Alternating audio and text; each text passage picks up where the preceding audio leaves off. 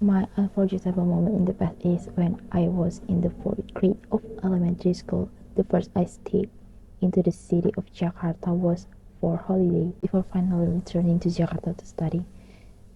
There was an incident where my family and I went to a shopping mall. At the time, at the time, my father and my uncles went down to ground floor to smoke. I saw them leave and I want to go with them. However, by, by then they had already descended the stairs. I got up with, with them without telling my mother or my brother who was there. I went down using the stairs, considering they were going to going to the ground floor.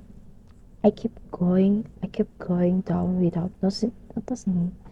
The shopping center was very big and very crowded. I tried to look my father in the crowd, but in vain because I was short.